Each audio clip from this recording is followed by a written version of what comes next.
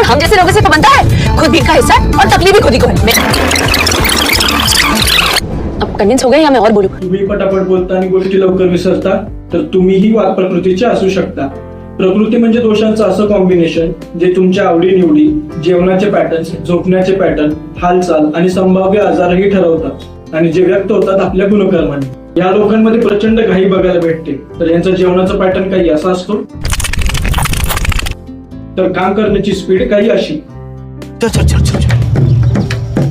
यांच्या जेवणाच्या पॅटर्न मध्ये एक गोष्ट बघितली तर एक गोष्ट लक्षात येते की यांचं पचन व्यवस्थित होत नाही, कारण की बॉडी मधलं सारकिट्ट विभाजन अर्थात शरीराला युजफुल आणि युजलेस गोष्टींचं जे डिव्हिजन असतं हे यांच्यामध्ये होत नाही। ह्याला रिझन असतं विषमग्नी क्रूर गोष्ट। त्यांना बोलायला खूप आवडतं आणि ते कधी कधी बोलणं एक दुसऱ्याशी रिलेटेडही नसतं।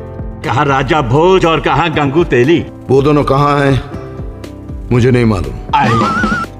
रात्री यांना लवकर झोप लागत नाही आणि झोप लागलीच तर ती झोप जागरूक असते, अर्थात त्यांचं स्लीपिंग पॅटर्न आहे डिस्टर्ब स्लीप पॅटर्न। यांच्या जेवणाचे आणि झोपेचे पॅटर्न ठरलेले नसतात, त्यामुळेच यांना कॉन्स्टिपेशन, ब्लोटिंग आणि गॅसेसचा त्रासही होऊ शकतो। यांचं वजन लवकर वाढत नाही, अर्थातच त्यांची प्रकृती पुरुष असते, त्यांच्या शरीरात बल कमी असतं, त्यामुळे ते अनेक आजारांना बळी पडतात आणि वाताचा गुणच आहे रोगसंहार। यांच्या हातापायावरती सिराजाल दिसतात, त्याबरोबरच त्यांच्या हाडांमधून कडकड असा आवाज सुद्धा येतो आणि यांना थंड गोष्टींचा तिटकारा वाटतो। त्यांची मानसिक स्थिती बघितल्यास ते कामाला शीघ्र आरंभ करतात, क्वास बंद करो। पण त्यांचा वैचारिक गोंधळ होतो तो मात्र असा।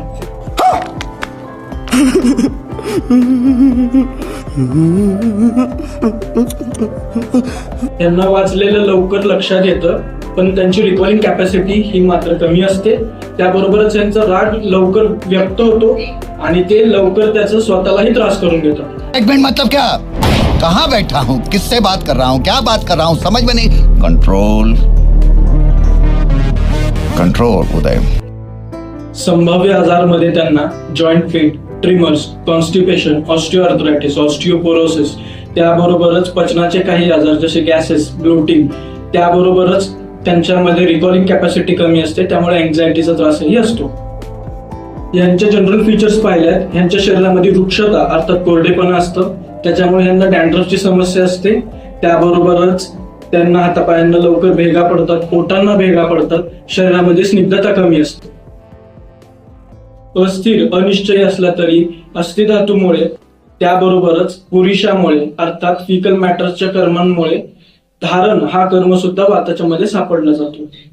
वृद्धावस्था हा वाताचा काळ असल्यामुळे वात प्रकृतीचे बरेच लक्षणं आणि गुण तुम्हाला वृद्धावस्थेत पाहायला भेटतीलच।